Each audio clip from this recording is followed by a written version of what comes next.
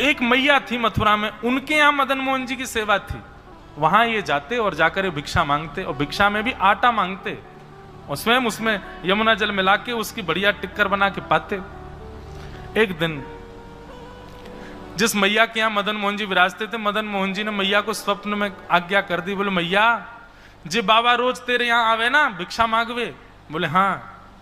मोए वो बाबा बड़ो भाग गयो है, मैं अब वही से सेवा कराऊंगा। तू मुकू कल भिक्षा में दे दियो वाकू, कल वाकू कछु और नहीं, तू मोये दे दियो। सो ही सुहागन प्रिय जाहि रीझे, कैसा तेरा मेरा। हमको आपको लगता है कि ठाकुर जी हमारे पास विराज रहे हैं, पर नहीं। ठाकुर जी जिससे रीझते हैं, जिससे प्रसन्न होते हैं, उसके साथ विराजते हैं। कभी कभी प्रसन्न हो जाया करो इस भाव को सोच करके कि मेरे साथ ठाकुर जी, इसका मतलब मुझसे किंचित प्रसन्न तो हैं, इसीलिए मेरे साथ। मदन मोहन जी मैया से बोले मैया कल मुकुआ बाबा को दे दियो। मैया तो बहुत रोई, बोले ठाकुर जी मेरी सेवा में कोई कमी? मैं बोले नहीं, सेवा में कोई कमी नहीं है मैया, लेकिन अब तेरो समय है गयो, तू पधार जाएगी कछु दिना बाद, फिर मैं कहां जाऊंगो? वो बाबा कल आवेगो, तू मोबा को दे दियो। तेरी सेवा पूर्ण है गई मैया, 80 वर्ष की है गई, अब तेरे बाट निहार रहे हैं, तू अब वैकुंठ को जाइयो, मोकुआ बाबा को दे जा। तो को अच्छा लगेगा, तेरे काउदिना प्राण निकल जाए और मैं अकेलो यहाँ बैठा रहूं, फिर कोई वाद विवाद आकर के कोई मुझको छीन के ले जाए यहाँ से और फिर विवाद हो, वहां से बढ़िया मैं स्वयं आज्ञा कर रहा हूं, तो मेरी सेवा बाबा को दे जा, मैं वही के यहाँ रहूंगा। अब मैया ने ठाकुर जी की बात स्वीकार कर ली। बोले ठीक है ठाकुर जी। बंधु एक बात भी याद रखिएगा, ठाकुर जी सदा अर्चा के रूप में हमारे साथ नहीं रहते, वो अपने अर्चक बदलते हैं। निश्चित है आज श्री गिरधर लाल जी मुझसे सेवा करा रहे हैं, कुछ वर्ष बाद वो अपना अर्चक दूसरा ढूंढेंगे, भले ही मेरे परिवार से ही ढूंढे, लेकिन सेवा तो जाएगी, किसी अन्य के पास जाएगी। ठाकुर जी का ये रूप है संयोग और वियोग।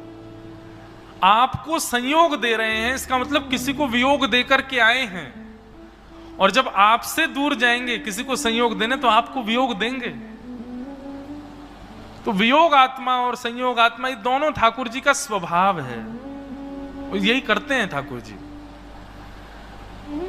मैया दूसरे दिन सनातन गोस्वामी आए तो अपने ठाकुर जी को लिए खड़ी, रोते रोते बोली बाबा ले जाओ मेरे ठाकुर जी को।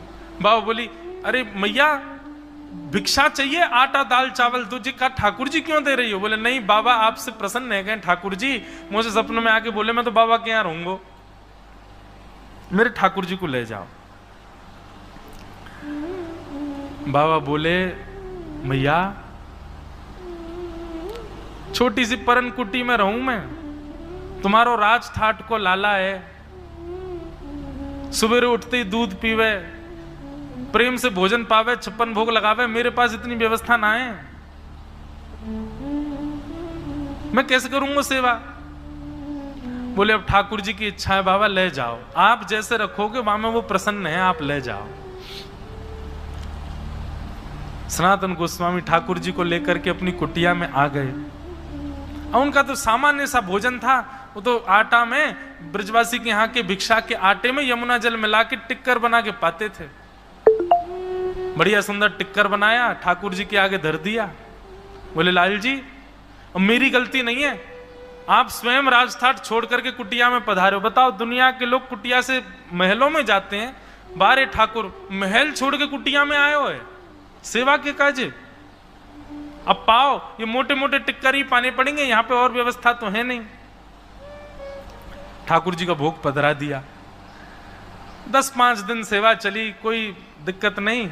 10-5 दिन बाद ठाकुर जी उनके ध्यान में प्रकट हो गए, और प्रकट होकर के बोले हे सनातन गोस्वामी आप सुंदर टिक्कर बनाते हो, हमारी आपसे प्रार्थना है, बहुत बढ़िया प्रसाद बनाते हो, बस एक काम किया करो, थोड़ा सा नमक उसमें डाल दिया करो, आटे में तो नेक टिक्कर नेक स्वादिष्ट रह जाएंगे, तो पावे में नेक सुख मिलेगा। सनातन गोस्वामी बोले हमको तो ऐसे ही पाने का अभ्यास था, लेकिन अब ठाकुर जी आपकी इच्छा है तो फिर ठीक है, कल से भिक्षा में नमक ले आया करूंगा। और अगले दिन से नमक आने लगा। अब मतलब क्या है, नमक आ गया तो इसका मतलब यह है कि ठाकुर जी चटोर हैं, अब तो 56 भोग आएगा, धीरे धीरे सब आ जाएगा। सनातन गोस्वामी ने बढ़िया नमक मिला करके टिक्कर बना के ठाकुर जी को पवाया। 10-15 दिन तक ठाकुर जी कुछ नहीं बोले। 10-15 दिन बाद ठाकुर जी फिर प्रकट हो गए। जय जय आज्ञा करो, अब कहा भयो।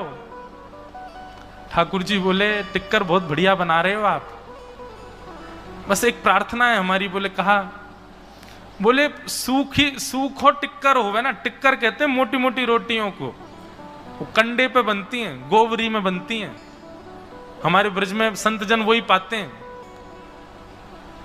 उससे भूख कम लगती है, एक बार के भोजन में पूरे दिन का निवृत्त हो जाते हैं, तो भजन करने में दिक्कत नहीं होती। ठाकुर जी बोले तुम मोटी मोटी टिक्करी बना रहे हो, वहां में नमक तो डाल रहे हो, लेकिन रूखो रूखो पा पा के मेरे गरे में इर्ज गए हो, मुंह को गरे के नीचे सटको ना जाए। आप बस एक कृपा कर दे करो, नेक वहां में घी लगा दे करो। सनातन गोस्वामी बोले अभी तक आटा आता था, अब नमक आने लगा, अब घी भी लाऊं मैं। बोले हाँ बस इतना कर दो बाबा। इतना ना करोगे, मैं महल छोड़ के तुम्हारी कुटिया में आ गया, तुम मेरे पास घी नहीं लाओगे? ठीक है, कल से घी भी लाएंगे। घी आ गया, नमक आ गया, आटा आ गया, बढ़िया टिक्कर ठाकुर जी पा रहे हैं। 10-15 दिन बाद ठाकुर जी फिर प्रकट हो गए। सनातन गोस्वामी बोले अब क्या हुआ? बोले बाबा बस एक काम और कर दे। बोले कहा, तू बाजार से एक आलू ले आए कर, और वह आलू को अग्नि में सेक देकर वो भुन जाएगा, और जैसे ही भुन जाए करे तो वह को मीड़ के वहां में नमक बुरक के और वह टिक्कर के संग में एक आलू की चटनी दे देकर मेरे बातें ने सुख मिले करेगो। सनातन गोस्वामी जी ने ठाकुर जी उठाए गोद में और सीधे गए मैया के घर, और मैया के दरवाजा खटखटा, मैया बाहर आई। ठाकुर जी बोले दो पकड़ो अपने ठाकुर जी, चटोरो ठाकुर, मेरी कुटिया में आ गया ना 56 भोग मंगा लियो वहां पे। पहले बोलो नमक ले आओ, फिर बोलो घी ले आओ, अब कह रहे आलू ले आओ, कल के को टमाटर ले आओ, परसों के को रबड़ी ले आओ। मैं भजन करवे के काजे अपनो घर बार छोड़ के आया हूं, जाने पूरे संसार बसा दियो मेरी कुटिया में। मैया धर अपने पास, मोह ना चाहिए। और जैसे ही लौट करके सनातन गोस्वामी जाने लगे, ठाकुर जी सचल हो गए और प्रकट होकर के गोस्वामी जी के पीछे से उनसे लिपट गए। बोले बाबा तू कछु कल्ले रहूंगा तो तेरे संग ही में, तो छोड़ के ना जाऊंगा, मैं तो सदा तेरे पास रहूंगा। ऐसे हमारे वृंदावन के ठाकुर जी प्रकट हुए। विहरत निस दिन कुंज गलन में, सब सुख सागर रूप जागर, रहे वृंदावन धाम। मदन मोहन को